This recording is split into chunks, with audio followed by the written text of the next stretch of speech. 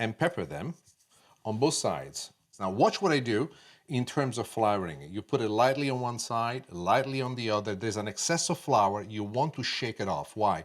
If you don't shake the flour off before you fry them, this flour will go to the bottom of the pan and will burn. One more. Here we go on one side. Here we go on the other side. And then shake it off gently, just like this. And you continue until you've done them all. Well, the scallopini are perfectly floured. I washed my hands and now, I'm sorry I did that laughter. I love it. But now we're ready to fry. Let me show you. Over medium high heat, bring the olive oil to a nice hot sizzle. And now we're going to sear our scallopini. Remember, we're going to brown them, but we're still going to keep them a little bit raw on the inside because we'll finish the scallopini cooking inside the sauce.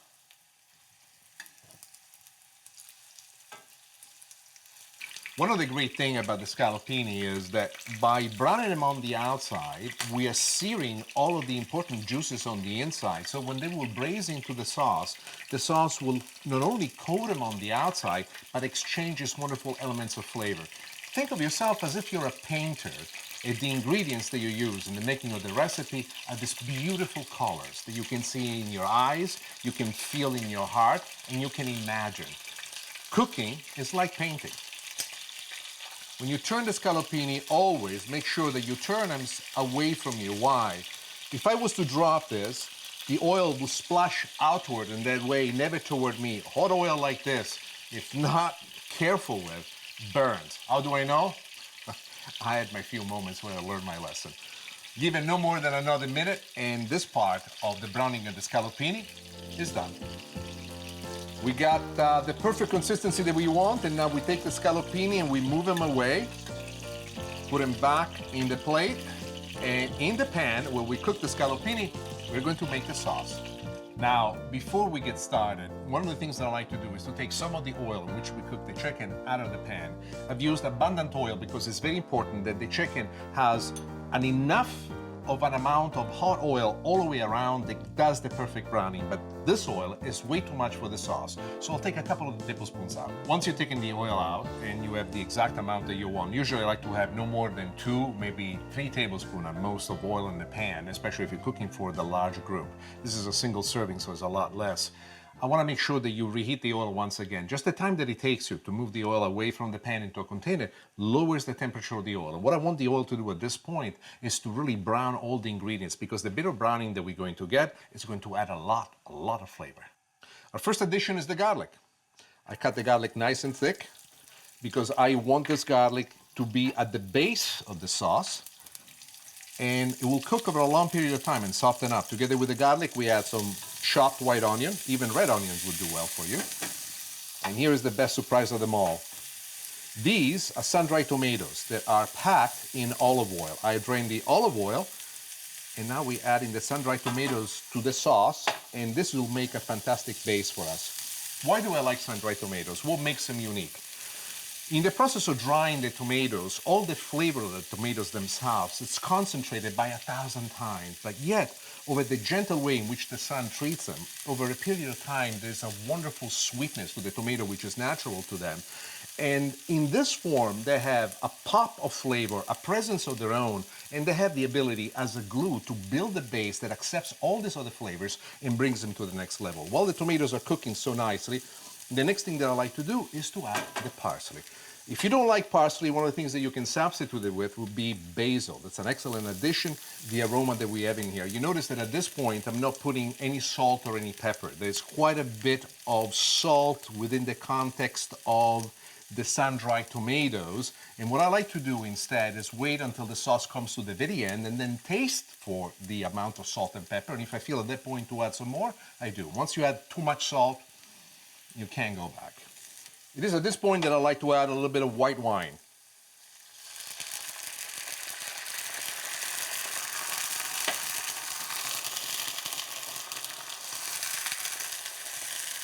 What we want to do here is twofold. We want to dislodge the brown bits at the bottom. And you can see it right now how the wine, as it's reducing, is already changing color. Unbeknownst to you, many of the juices of the chicken, which we had previously cooked into this pan, have reduced to such an intensity that they're stuck to the bottom of the pan. Now, this is a wonderful non-stick pan, but you still have a wonderful resolution of these juices at the bottom.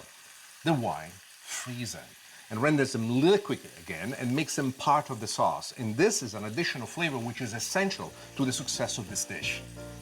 Once the wine reduces almost to a glaze, is the moment for us to add the other ingredients. What I like to add at this point is chicken stock. And after you add the chicken stock, a few spoonfuls of peas. You can use fresh peas or frozen peas. They will cook in the sauce and give us exactly a wonderful combination of extra flavors. They have the sweetness of the young peas mixed together with the wine, with the stock. All these elements are coming together and releasing within the context of the sauce their own personality. If you do your job right, all these personalities will be like notes within the context of a song or a melody, and together you will have music. If you push too hard one side, or if you push too hard the other side, and all these elements don't come together, then you have a sauce that looks beautiful, doesn't taste as good as it looks. And that is always what you want to avoid.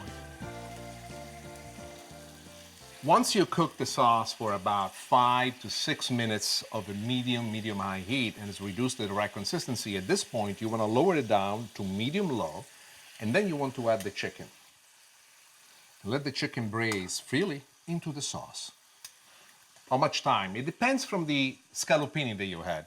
These, I still kept them fairly thick. I estimate this particular one, a good 6 minutes, maybe 8 minutes will be perfect. But remember, we have medium-low heat, and as this cooks, it releases its own juices into the sauce, giving it the personality that we're looking for. And the sauce, slowly but surely, is also reducing, increasing this wonderful aspect, this flavor that we're looking for. It's going to be spectacular. The last addition that we're going to make to the dish at this point is the addition of the butter. What I prefer to use when it comes to butter is non-salted butter, or unsalted. I call it non-salted. Trust my wife crazy every time I do this. It's, for God's sake, Nick, you've been in America all this time. Speak English. I go, I got an accent, and it's cute. Sometimes it works. Most time it doesn't. Now, here we go. Ooh, mamma mia, perfetto. We turn off the heat, and now we're ready to plate.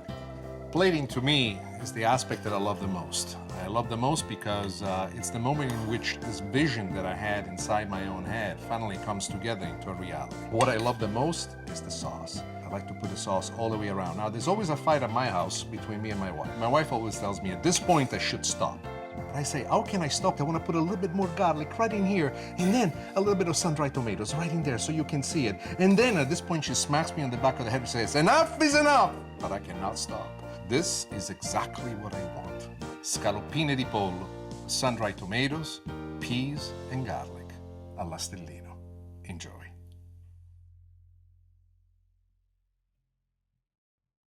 And I say, why, Nancy? Why stunting my creativity like this? And she says to me, the pans, they always come first.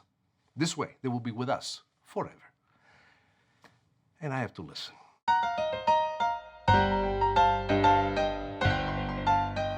Apples, puff pastry, sugar, butter. This is a marriage made in heaven.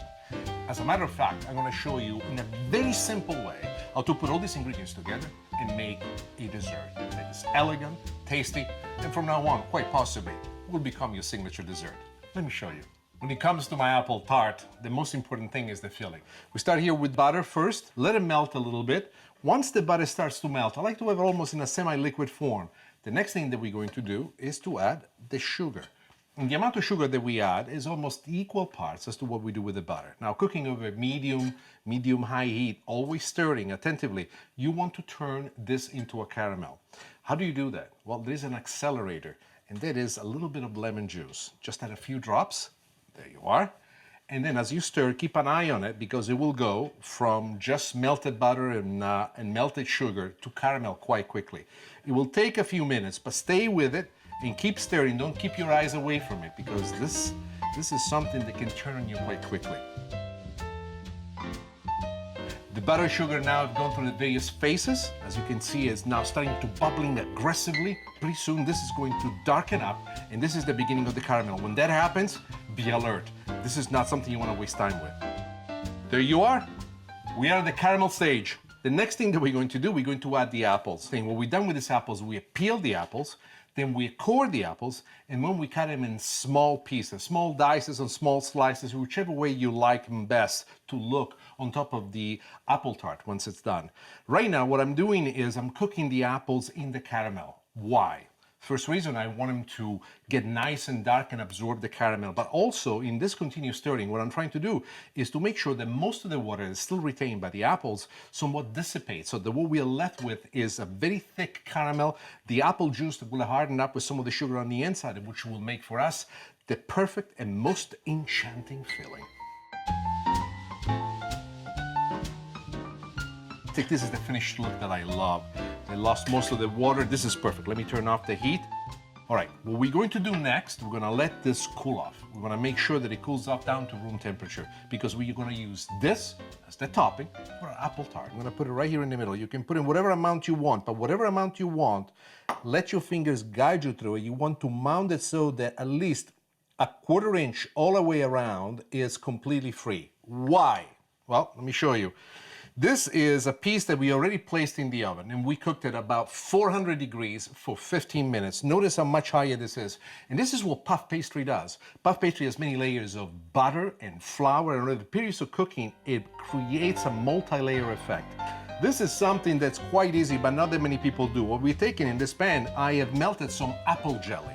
And you can do it with also any other kind of jelly that you want. Even the red currant, believe it or not, is a fantastic jelly to go with. And then using a nice nylon brush, and I use this because it gives me much more control. I like to dab the edges just like this to bring out this moistness. Now, how important is this?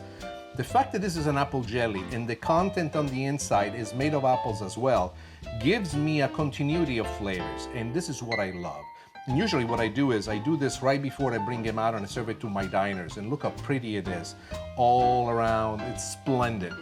I have another trick up my sleeve. Once I have cooked the apples to the perfect degree, the apples start to leak out some of the caramel. The leftover caramel is what I will use for the presentation of the dessert. The last thing is the powdered sugar on top, typical of all dessert. Ladies and gentlemen, this is the dessert that brings friends and family together. It is light, it tastes fantastic, it's easy to make. This is my apple tart.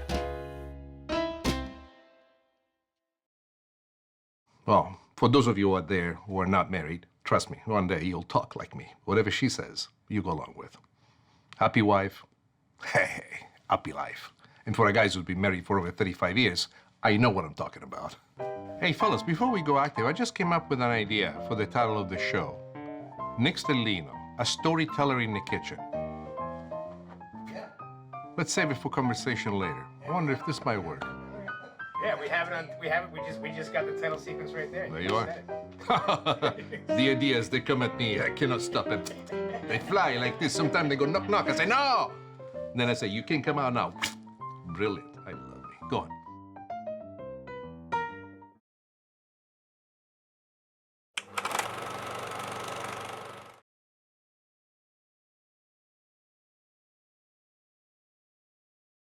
Benvenuti in cucina. Welcome to the kitchen. Today, we're going to make salsicce al sugo con pasta allanese, one of my favorite Sunday dinners. Linguini with shrimp. Simple, easy to make, and it tastes fantastic. Sicilian fish soup, a Vincenzo Stellino favorite tradition. And of course, my favorite dessert, panna cotta. Learn the difference between an Italian and Italian-American. Come for the recipes. Stay for the story.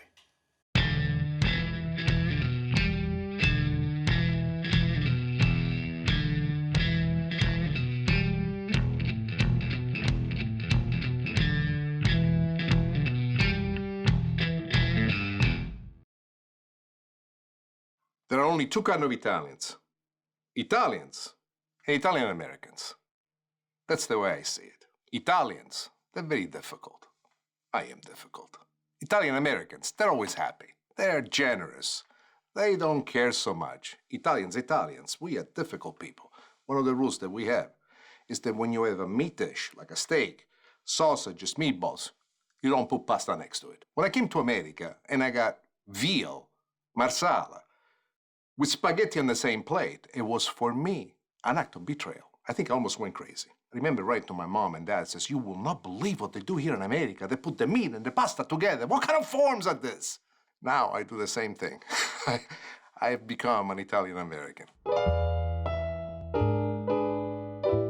Salsicce al sugo. I don't know if you noticed this, but when I say this, I smile. Why? Sausages braised in tomato sauce. This was a Sunday dish for us Stellino. The thing that I love the most about it is not only on how simple it is to cook the sausages, but will make you look like the best chefs your family has ever met. Let me show you how. You're gonna love this. First thing we're going to do, to this pot, which I have on medium heat, I'm adding chicken stock, and to the chicken stock, I'm adding tomato sauce. Why do we do this? We are going to braise the sausages into this mixture. If I was only to put tomato sauce, what would happen is that as the sausages braise into the tomato sauce only without the chicken stock, the tomato sauce would slightly reduce to a point in which it would become almost gummy-like. It is at this point, before it starts to boil and pop all over the place, that we add the sausages. You've seen me in many dishes that I've done before with sausages. That first I brown the sausages and then I add them to the liquid. By not browning them, we are increasing the amount of fluid that are going to leak out of the sausages into the sauce, making this sauce spectacular. How spectacular is this sauce? My mom and dad used to make a big, huge pot of this when we had our relatives over. Every Sunday it would be done. And there were actually two dishes that come out of this particular pot. One dish that was the sausages themselves. We would serve them with broccolini, roasted potatoes, mashed potatoes, all sorts of different ideas. But the one thing that was truly the golden opportunity was the sauce itself. Cooking for about 25, 35, 40 minutes, depending on the size of the sausages that you have, the sauce, as it reduces, also absorbs the flavor of all these things, and it becomes, in my opinion, one of the strongest and most powerful sauces ever. Yet, it is so simple to make that it's just 3 ingredients: the sausages, the chicken stock, and the tomato sauce. The way we used to do it at our house is to serve the sausages over mashed potatoes. Very simple, takes no time at all. You can also serve this over roasted potatoes if you want to, but there's something about mashed potatoes that just makes it perfect. Is this good enough, or should I add to it some tomato sauce? Well, the way I look at it, tomato sauce, you cannot go wrong with it. But just to make it elegant, I like to put it on the edges of it, just like that. Look at that. Signori, signori, this is how you make sausages braised in tomato sauce. One of the great things about making braised sausages in tomato sauce is the sauce that's left behind. And now I'm going to show you what we're going to do with this sauce, and you're going to love it.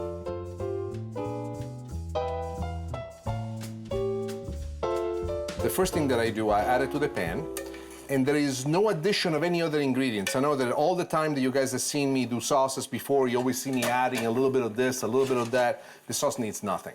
The braising process, where the sausages release all the flavor into the sauce, is the true miracle. We have our pasta in here that's ready now to go into the sauce. So what I've done with the pasta is I cooked it slightly al dente. Actually, more than just slightly al dente, slightly undercooked. Why? Italians, true Italians, people like me, when it comes to the sauce and the pasta, they gotta dance together. Because if they don't dance together, they don't fall in love. And when they fall in love, it's the most beautiful thing that there is. You notice how much sauce there was in there before and how the sauce now is being completely glazed, absorbed, and it's coating the pasta just perfectly well. I love this. This is exactly where I want to go. And the beautiful thing of having something like this is that if you should say, I would like to add a little bit more tomato sauce. There you are, a little bit more tomato sauce. We turn it with this one. Now, if we wanted to, it is so flavorful, the sauce, that we could serve the pasta exactly like this. But I would like to give you another addition. This addition is based on the impressions that my wife had when she came to Sicily. So I call this pasta alla Venzi, because once that I didn't feel like cooking, she says, you know what? I'm gonna make this pasta your mom taught me how to, and she made me this, and it was wonderful. What is this? Let me show you. The addition is ricotta cheese. Now, my wife was in love with Sicilian ricotta. Sicilian ricotta is nothing like what you get here. Sicilian ricotta is in itself a work of art. The reason why I like the ricotta is because it gives the creamy finish that you would get with cream, but without the heaviness, and yet has a great flavor of its own. Once the ricotta melts perfectly into the pasta, we pretty much have what we want, but this is not finished. No, my wife is a woman with many ideas, and she said, one more thing, cheese. Now, in her case, she added Parmigiano Reggiano because my wife likes Parmigiano. Me, on the other hand, I will add Pecorino because Pecorino is the true Sicilian cheese. So here we go with our Pecorino. Now, you might have noticed this with a slide of the hand. Underneath, I turned off the heat altogether. The reason why I do this is because I do want the cheese to melt, but I don't want it to stick to the bottom of the pan. Oh, mamma mia, che romantico, che bellezza. We're ready to plate this. Let me show you how. Plating this pasta is one of the things that gives me enormous pride.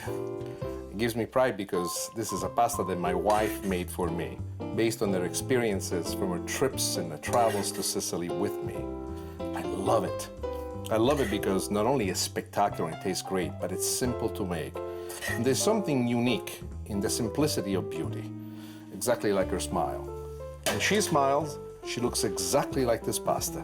And as far as I'm concerned, there's nothing more beautiful than something that looks so close to my wife's smile. Signori e signori, here it is. This is how you make pasta alla Nancy.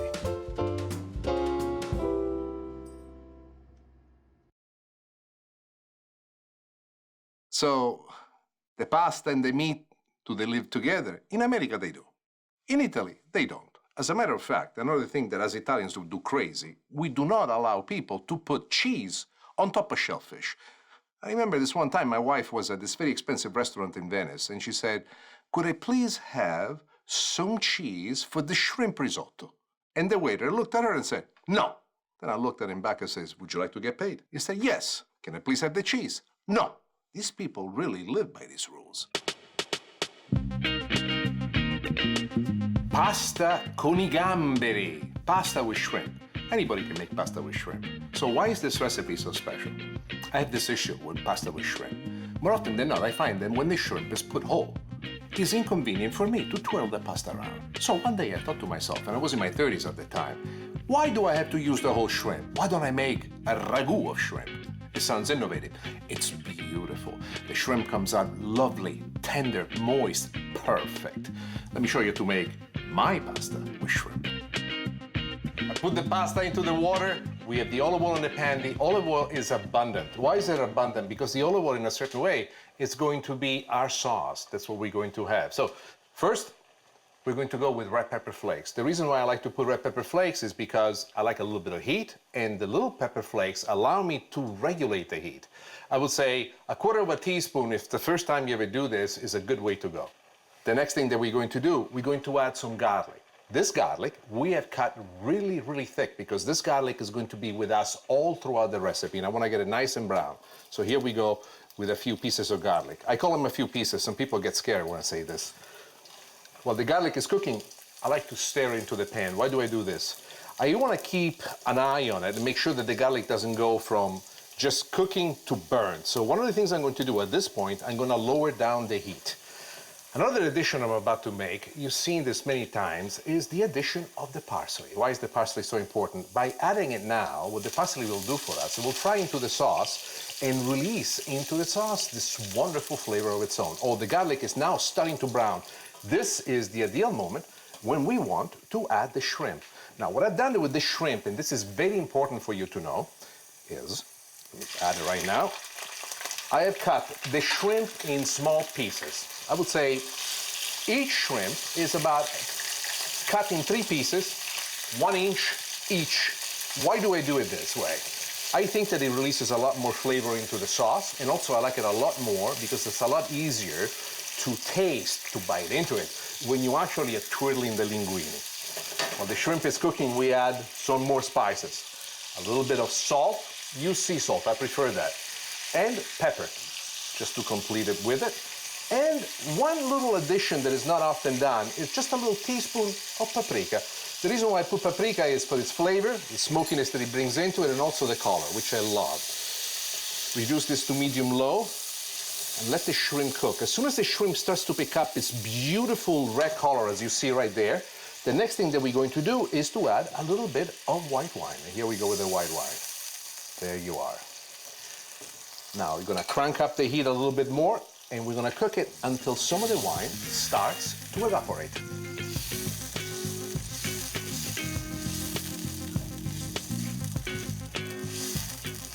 The wine now is nicely reduced. I'm gonna let it simmer. In a few moments, we will finish the pasta cooking into the sauce. What is the importance of the pasta cooking into the sauce? If I could guide you through it, imagine that the pasta is entirely one coil with many layers to it. And as it cooks into the sauce penetrates layer by layer down to the very core of the coil itself. How does this advantage you? It advantages you in a very significant way, because now the pasta is not just pasta by itself, rather the sauce in which the pasta is finishing its cooking is penetrating the pasta so intensely all the way through that it's going to give you this wonderful flavor with each bite that you take.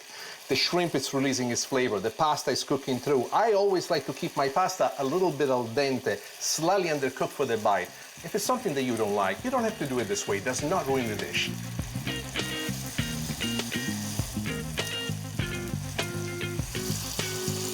One last touch that I like to make is a little bit of butter. What does butter do for us? Butter does several things. One of the things it brings into this pasta, this wonderful glaze. A glaze that not only colors the pasta and coats it, but it brings out a creaminess that you're not expecting. Turn off the heat now altogether. It is at this point that I like to add a little bit more parsley, just like this, for color. The pasta is ready to be served. Let me show you how to plate it. When plating this pasta, I think of myself as if I'm a painter in the making of something spectacular. What I like to do is to put the pasta right into the middle, and then using another one of my favorite tools, a nice large spoon, I like to cover the top of the pasta with a shrimp. It's like painting something. You can already see every single bite that you're going to take, the juice that it does have, the creaminess of the wonderful, wonderful butter that is coating every bite that you will take, and this little shrimp that will make you sing forever.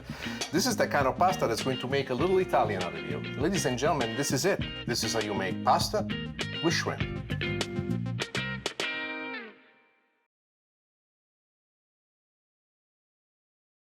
So in my house, I don't care what it is. If I like it with the cheese on top of it, I do it. What is the moral of the story?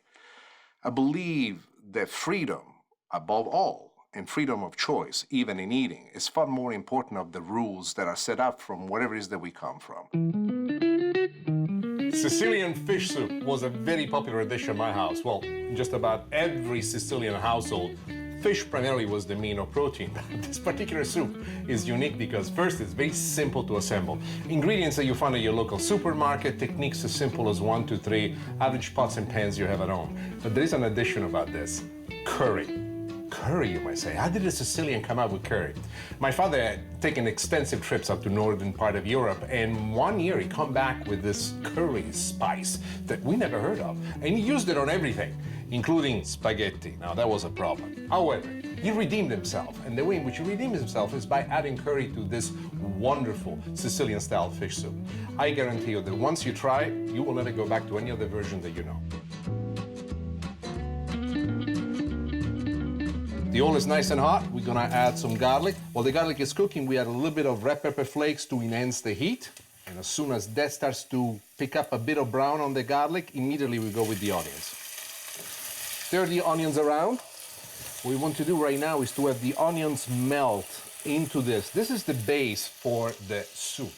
Why is this base so important? Let me add a little secret to this. This is a little touch that I'm gonna add of curry. Why do I add it at this point and not later? I find that when you add the curry during the cooking together with the onions and the garlic, the heat makes it bloom, blossom. It opens up this wonderful flavor. At the same point, we add now a little bit of parsley. I want the parsley to fry into this base and to create for us what we want. Notice that I'm keeping this right now medium-low heat. I want the onions to melt. One of the biggest mistakes that people make when they cook something like this, especially the base of it, is that they cook it on such high heat that they burn the base. That is usually the difference between having patience with something or being in a rush. When you cook, don't be in a rush. Have patience. Life is beautiful. It tastes better when it's done right. At this point, I crank up the heat once again because the next thing that we're going to do is the addition of the mussels. And together with the mussels, I'm going to add the calamari. Calamari, I have both things, the heads and the tentacles. Why am I adding the calamari and the mussels at this point? This is very important. The calamari are wonderful. One of the great thing that the calamari flesh does is absorbs the flavor in which it's cooked. So right now, what you will notice is the little soft rounds are starting to curl up, become a little bit harder. As they do, they pick up all of this wonderful melange of flavor that's in here. One by one, they're starting to taste better and better and better. And also they need a certain length of time to cook to the point that finally they melt into your mouth. Calamari that are not cooked right tend to be very tough. This way is one excellent way for us to keep them together. What I love to do at this point is to also add wine. White wine, whatever white wine you might want is fine. One thing I would not recommend is red wine. I've done it before by not using wine and using brandy instead, and I must tell you, I was very happy and very satisfied with the flavor that we had. So at this point, we just want to cook all this, just bring it around, and just make sure that all of those flavors are involved. And look at this point, already some of the mussels are opening for us, and keep this in mind, every time you cook with shellfish, especially mussels, if they don't open, you should take them out. So at the end, we'll do one last check to make sure that all the mussels have opened. If they're not open at the end of the cooking of the fish soup, we must take them out. Let's go now with the other additions of what we need to do. A little bit of tomato sauce. And then we go with a little bit of fish stock, which I happen to have. If you don't have fish stock, you can use chicken stock. Take the shells from the shrimp and have them boil inside the chicken stock for about 15-20 minutes. As the chicken stock reduces and the shell cook and they go from their color to red, that will infuse a lot of fish flavor straight into the dish.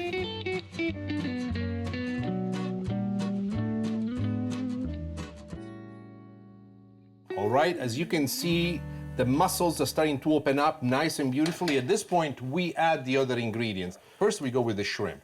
The shrimp has a very taut flesh to it. It needs a certain amount of time to simmer into the sauce. And as we simmer it into the sauce, and I keep calling it the sauce because to me, the soup, in a certain way, is also a form of a sauce. If I wanted to, I could make a wonderful pasta with this. But when all of these ingredients that we have added one at a time, they're going to enhance the personality of it. How? The next thing that we're going to add is the scallops, which are cut in small pieces, and these are bay scallops that we have. Last thing that we do is pieces of fish. You can use just about anything you want. Cod is great. You can use halibut. What I propose never to use is actually salmon. Salmon is a very aggressive fish, in spite of the fact that it's a beautiful fish and I love. If you were to add it to this particular soup at this point, it could completely overtake the soup with its own flavor.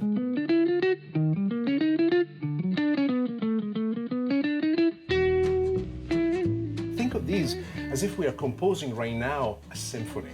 Each ingredient that we add has a presence of its own, has a tone of its own, and together these ingredients by themselves as simple notes are coming together into the form of music. Culinary music, if I can say so. If my father heard me talk like this, he would be so proud of me.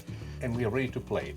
There's something highly emotional about this dish. And the reason why I find it so emotional is because it reminds me a great deal of my late dad. It reminds me a great deal of my youth. It reminds me a great deal of Sicily.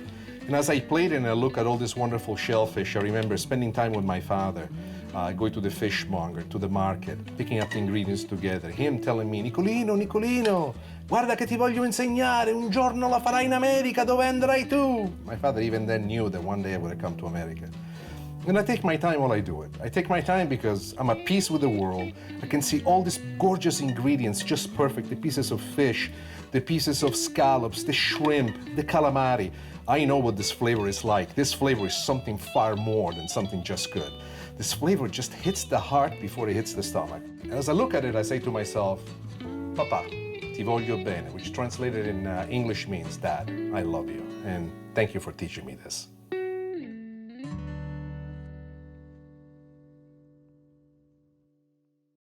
Whenever I cook for myself or I cook for others, one of the things that I keep in mind is that whatever I think is what I think. But if I have a guest in my house, if I have a paying customer coming to my restaurant, they should have what they want, the way that they want it. And what I love about the Italian-American way of thinking is to always find a way to make everybody happy.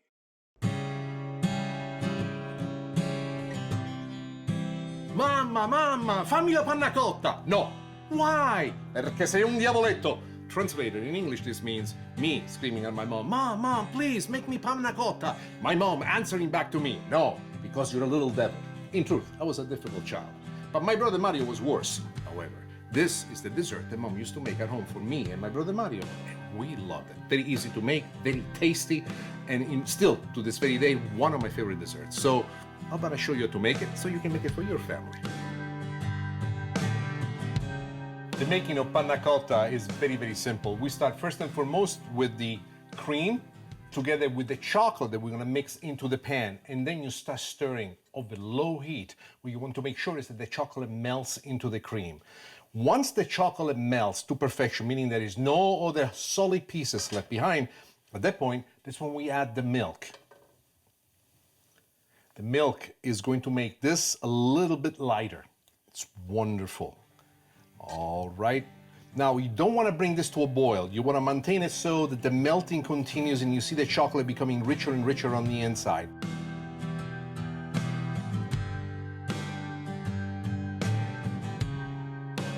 Two more additions that we need to make. The first is the addition of the gelatin. What have we done with the gelatin? We've taken the gelatin powder and we place it in a small container. We cover it with about 2 tablespoons of water, warm water, just so that the gelatin activates. And now it's time for us to add it to this chocolate mixture and let it come together.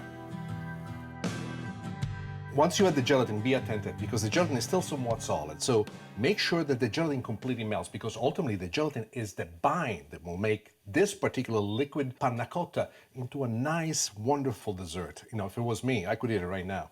One last addition that I like to make at this point is sugar. We have enough sugar already as it is into the chocolate, but as far as I'm concerned, a little bit of sugar is always better.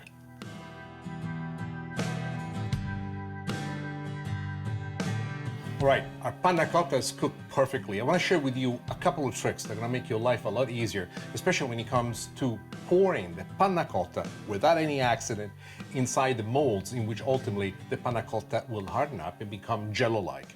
What I have done, I've already taken the chocolate mixture and put it into this bowl. And what I like about this particular instrument is that a spigot just like this that allows me to basically direct right inside of it. And once you've done it with all the chocolate panna cotta in your molds, you place your molds in the refrigerator for at least 5 hours. Overnight would be better. So what happens once it's done? Look how beautiful it is. There's a little bit of sweat that was generated from the cold in the refrigerator. But how are we gonna mold this? And here is where the trick comes in. You're going to love this. Here's what I've done. I have taken another mold that I have preheated in this warm water with a small knife, a paring knife. I have gone around the edges of it and scored it to make sure that it loosens itself up. At this point, we pretty much have what we want. So let me show you how to plate this. I've undone the top and now we are going to unmold it into our serving plate. This is the point in which I always get scared. Will it work? Will it not? One last shake just to be on the safe side. A couple of prayers to San Gennaro. One to Santa Rosalia, and then you say, Mamma mia che bellezza! You can do it this way, and what happens is a nice, wonderful puddle of chocolate sauce that built all the way on the around. You can put some berries if you want to. Well, like me, if you remember what it was like to be a little boy, I just love to go at it and eat it right out of the bowl. And this is how you make chocolate panna cotta.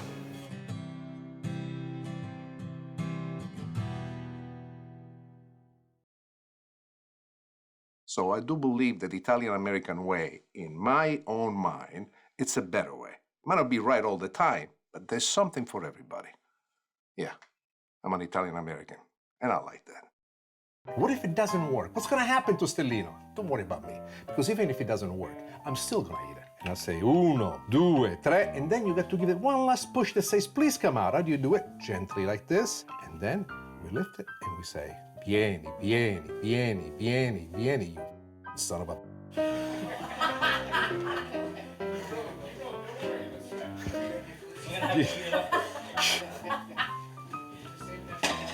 Yeah, we'll use that for the B-roll, right?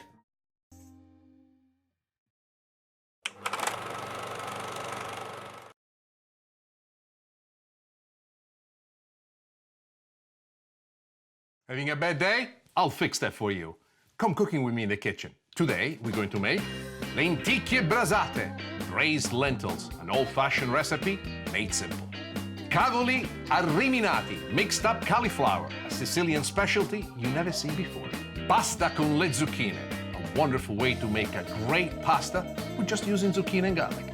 And learn how raising a family is like growing a garden. Come for the recipes, stay for the story.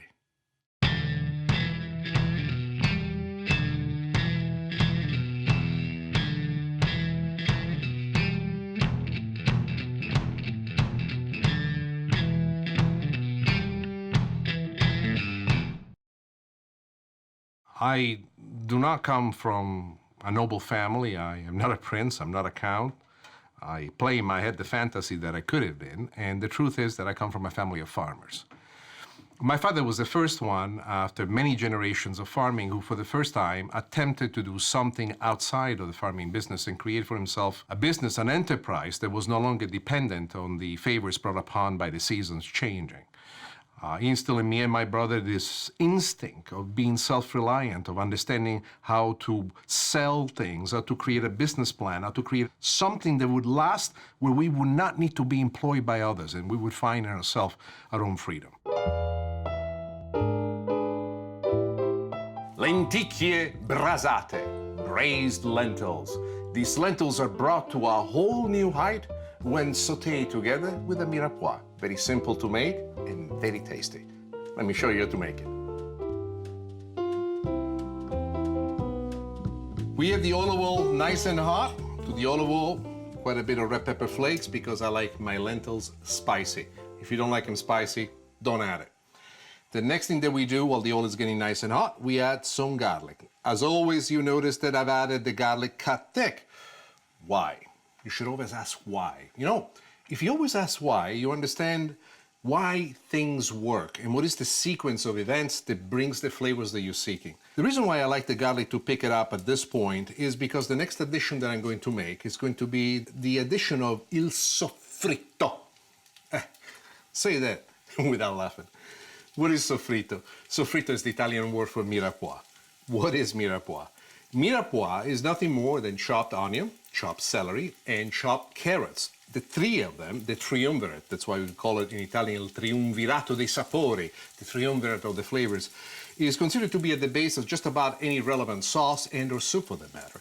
Even in the making of lenticchie, you must have it. So here we go, already chopped that up ahead of time, and we're going to add a little bit of what I have right in here. As you can see, I've also left some of the leaves from the celery. This is something that I like. I think that yes, the celery brings a lot of flavor to it, but if you're lucky enough and you get a whole celery with the leaves attached, in addition to the stalk itself that you'll cut very, very fine, also add the leaves. They open up with a wonderful flavor of their own. Now, when it comes to lentils, you have many, many types of lentils that you can choose from, and many colors of them, and all of them have a personality of their own. So don't think that just because they're called lentil, the flavor is the same. Now, what I like about lentils is that they have a strong flavor of their own, but they play nice with just about every ingredient that you throw into. In this case, however, I want to maintain this recipe a vegetarian recipe, so we'll keep it nice and relaxed, in spite of the fact that I'm going to be using chicken stock. But if you're going to make it at home and you really want to be vegetarian 100%, go ahead and instead use vegetable stock. You can also use water if you want to, but it will not have as much flavor. So here are the lentils. We're going to add them into our pan, and we're going to saute it together with our mirepoix. The reason why I saute them is because I feel that when the lentils toast just a little bit, they open up with a great flavor. You notice I've added no salt and no pepper. One of the reasons why I want to do that is because the lentils, they suck up flavors immediately. If you make a mistake and you were to add too much pepper or too much salt at this point, it's something that you cannot take out. So what I like to do is to cook the lentils all the way through, and then at the end taste it for flavor and adjust it according to the salt amount or to the pepper amount that I like. The lentils are nice and brown to this point, so what we need to do now is to add the stock. Rule of thumb, always add twice the amount of stock versus lentil, meaning if you add a cup of lentil, 2 cups of stock. Bring this to a boil, and once it reaches a boil, we're going to let it simmer until the lentils cook all the way through. In the process, several things is going to happen. The lentils are going to expand a little bit in size, but also they're going to soften up. But they're going to maintain this wonderful individual bit of flavor of their own.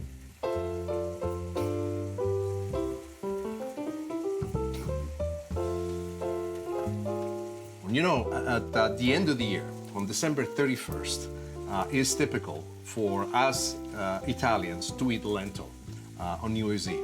People say, why? Because lentil has the symbolism of money attached to it. And the idea is that if you do eat lentils on the last day of the year, your next year will become with the promise of much money coming your way. So here's a recipe that maybe you could make for your family on December 31st of this year. The lentils are cooked perfect. As you can see, they're doubled up in size. And if you look at it, they almost do look like coins. Therefore, the Italian legend is almost true. It's perfect. Now, we're ready to plate. Lentils, known as the poor men caviar. Well, if being poor means that you get caviar like this, it's worth it. What I love about it is that these lentils have picked up all the flavors that we have added to it through the onions, the carrot, the celery. And they really are right now exploding with expectations. And this is how you make lenticchie brasate.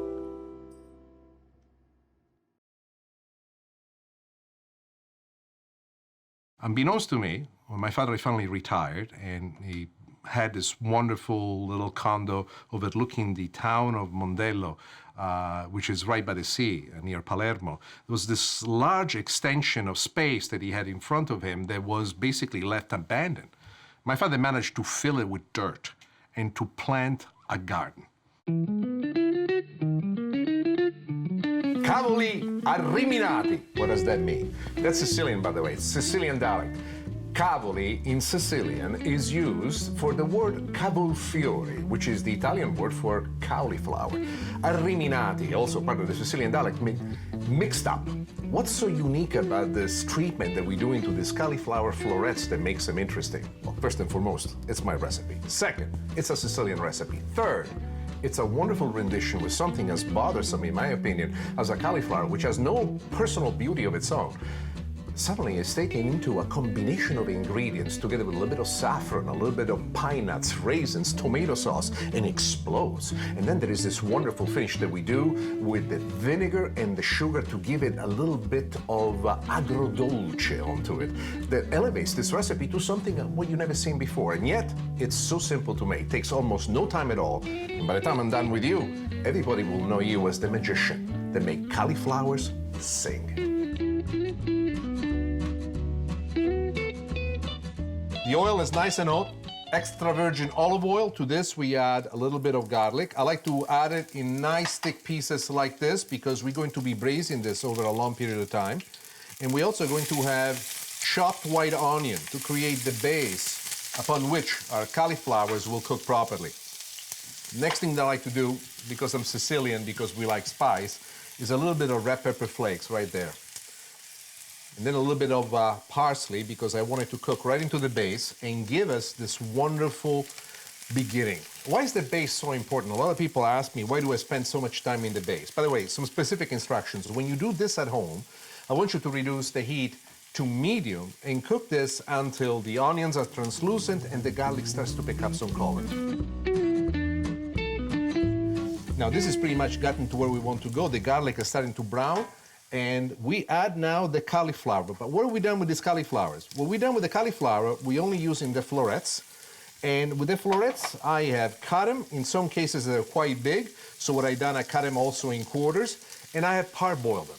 These florets that you see here, in the dimension that they are, I only cooked them for about 2 minutes. You want to harden up and to be able to pick up the nice browning from the heating that we do. This is a small portion that we make, and almost like a portion for 2 people. But one of the things that I want you to understand is that the complete cooking of all of this will take place after the other liquids are added to this, and the cauliflower will soften. So why am I cooking with such attention at this point? I want for the cauliflower to pick up a tiny bit of the browning and to also totally engage with all of the other flavors.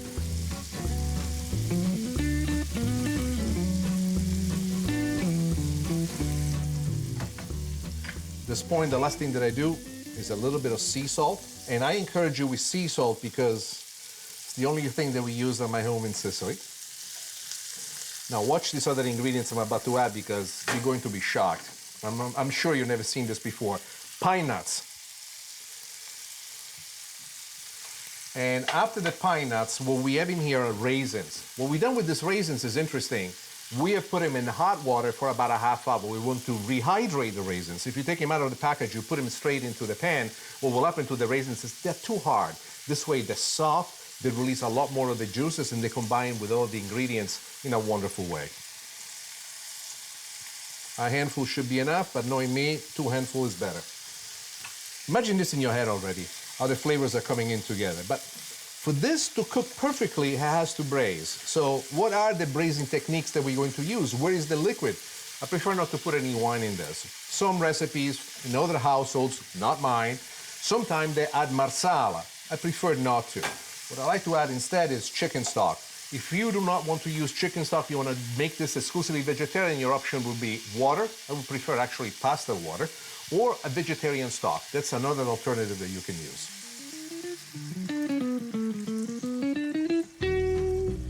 And then a little bit of tomato sauce. Now here comes the coup de grace, using a French word I just learned. Questo è il colpo forte, using an Italian word I grew up with. We're going to be add a little bit of saffron powder. Now, saffron powder is very, very fine. You could also use the pistils if you wanted to.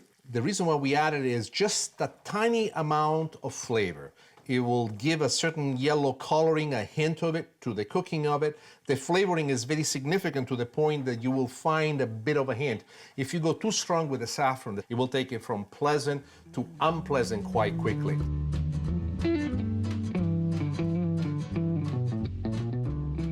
I would like to spend a moment to talk about the historical background of this dish. It is part of a Sicilian tradition and it has a lot of the elements that are typical of the town of Palermo. Pine nuts, raisins, cauliflower, but where do we get this idea? Where does it come from? For those of you that don't know, Sicily for the longest time, historically, was a harbor that hosted many civilizations. Arab, French, Roman. We were part of the Ottoman Empire for many centuries, and in that process, one of the things that was taught to us and became part of our integral cuisine was the adoption of these cooking techniques to this element of sweet, salty, sour that came into play in a most original way. The next addition that I'm about to make, as a matter of fact, is an extrapolation of that tradition. There is a history in everything that we do in terms of food. There is a story behind why certain ingredients come together, and I find it fascinating on the few times that I had the opportunity to study it, to understand the action and reaction of things. Now, the next addition that we're going to make is unusual but very effective. First, we add a little bit of white wine vinegar, and then the same effect, what we want to do is to put sugar, and sugar almost in the same amount.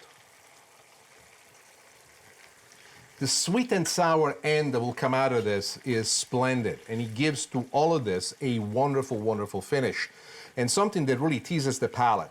There's one more addition that used to be made in the old day, and that is the addition of unsweetened cocoa powder. For this preparation, I propose not to do it, showing you exactly what it is, but when you make it at home, if you're in the mood to experience something new, cocoa powder is the way to go. Unsweetened cocoa powder.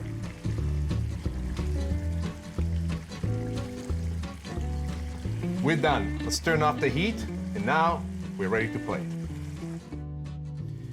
Plating this dish is a little bit of a trip down in my past, and maybe something that really doesn't deserve to be plated so elegantly. But to me, it's at the very base of who I am and where I come from. This is the kind of vegetarian dish that is going to solve a lot of problems for you at home. You have children that don't want to eat cauliflower, cook them this way. They'll keep asking you all the time. There's a couple of extra steps that I like to do at this point, one of which is to add Romano cheese. I think that Romano cheese is a wonderful addition to have. The saltiness of it combines wonderfully well with all the other ingredients. And then just for decoration, for no other reason, a little bit of green parsley. And there you are, signori e signori, mixed up cauliflower. Mixed up, it's the perfect definition of this dish and the way I feel inside my heart when I prepare it. It wasn't too long ago when I was organizing the garage and I ran into a bunch of photographs that he had taken, that he had sent me with great pride. At the time, my show already was a modest amount of success here in the United States, but my father wanted me to see what he could do in that garden. And when I saw the garden, I realized for the first time the incredible truth of the ability of being able to dream something and to put it into action. He had cauliflowers the size of little Cinquecento. He had zucchini as tall as he was. There was flowers everywhere, and he had a smile on each one of these photographs. Pasta con le zucchine. My mother, Massimiliana, was and still is a very resourceful woman. I remember that one of the biggest challenges she had as she was raising me and my brother Mario was that we hated to eat veggies.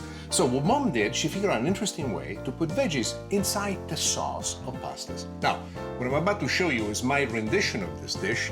I have slightly changed it, but it's a wonderful combination of simple spices, garlic, mint, basil, parsley, and the zucchini, which cook together, stewed to perfection, create a sauce that not only tastes fantastic, but it will be an excellent way to make sure that from now on, your children will love their veggies too, especially when poured on top of pasta. Let me show you how to make it. Olive oil. We have beautiful extra virgin olive oil, and we're gonna add a lot to the pan because the olive oil primarily is going to be for us the base of the sauce. As the olive oil starts to cook and gets nice and hot, we add some red pepper flakes just to get a nice beginning. Now, while this is taking place, you want to wait for the olive oil to get nice and hot. Let me tell you about why I'm so attached to this recipe. My dad, after he retired, finally had the garden of his dreams. He had a garden already in the home that I grew up in, but he was always so busy doing business and working that he really didn't get to tend to the garden. But when he retired, he had a small plot of land, and he turned that into paradise on earth. I remember once receiving a photograph from him, and he had a zucca. The zucca is from the family of the zucchini, but it's the big brother of the zucchini. A big thing about this stall, he was standing proud next to it. I just remember seeing my dad in that photograph and really seeing him truly joyous. Now, what we have done, we have taken the zucchini, we have peeled it, and then we cut it in cubes, and we're gonna fry them in the olive oil. When you add the zucchini, you really want to fry them. And one of the things that you will notice is the zucchini pick up a flavor of their own immediately as soon as they start to brown. And it's a flavor as what you never had before. Several techniques on how to do this. Some people, in Sicily especially, they like to cut the zucchini exactly like this. Then they like to add the salt and to let them drain over a colander. What happens is the zucchini spit out the water. I don't mind the technique, but I find that it's overly salty in some cases. And later in life, I've realized that I don't do too well with too much salt. The reason why I like the zucchini also full of juice and water is because in this process of frying, pretty soon, once they start to brown, they will start to braise into the oil, releasing their own juices into it and creating this softness that at the end of it all is the sauce itself. Right now, for example, you can see the beautiful color that the zucchini are picking up. And this is, for me, a moment in which I pay great attention because in spite of the fact that we had the zucchini cooking and frying and stirring, if you don't pay attention, you might take it from brown to burn. So if you notice that the oil is too hot for you, just lower it down a little bit to accommodate your needs. They're picking up exactly the color that we want. At this point, you can see they're plumping up. This is what makes the zucchini incredible. Now we go with the infusion of flavors. First thing we do is a little bit of the salt all the way around. Also, I like to add a little bit of black pepper, coarsely ground. I like to see it and taste it. Now, this is the most important part. We have fresh basil, fresh parsley, and fresh mint. You cannot do it with dry herbs. This will not work. It has to be fresh. Still a lot of water in them, and as they fry together with the zucchini, they give us the flavor that we want. So here we go. The mint, a little bit of the basil, and now a little bit of the parsley. At this point, keep stirring exactly like this. And you can see them softening up. Too bad that we do not have the technology yet to transfer the aroma over the air because this aroma as it stands right now is unbelievable. I can also call this ragù di zucchine. It makes it sound even better because in the concept of a ragu, which is a meat sauce, the meat pieces braise for quite some time with all of these ingredients and they bring out this flavor. But the true essence of the zucchini is in the little bit of burn that you see right here on the sides. The little bit of burn on the outside of the zucchini is the flavor enhancer that really pops out, and you have to try it to see exactly what I mean.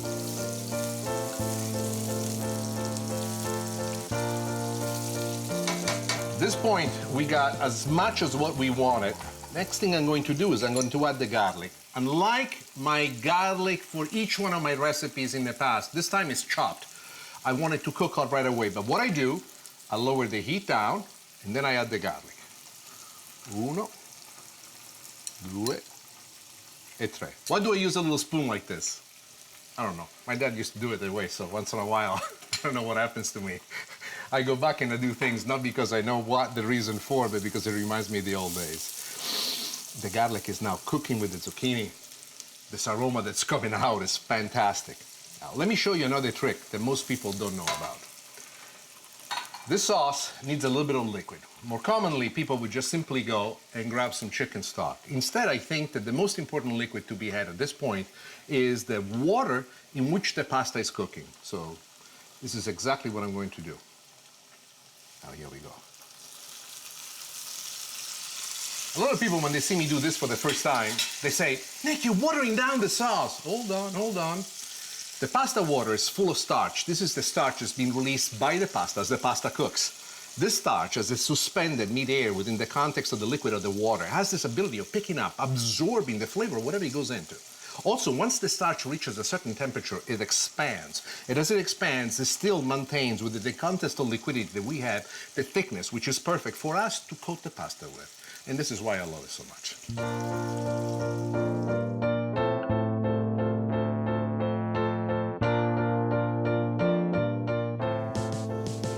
The sauce has now reached the perfect consistency. It's time for us to put the pasta into the sauce. One of the things that I like to do with every pasta that I make is to slightly undercook the pasta and finish the pasta inside the sauce. That is one of the reasons why you saw me adding a little bit of water to the sauce base that we had in here with the zucchini. My intent is to create a situation where the pasta and the sauce become one. Primarily, I would like for the liquid elements of the sauce to transfer inside the pasta, giving this pasta this burst of flavor. One of the things that you're noticing is that now that the zucchini have cooked to the perfect consistency, they're starting to break and creating a cream-like, and they're going straight into the sauce in this creamy form that I just cannot describe until you take your first bite. You will love this.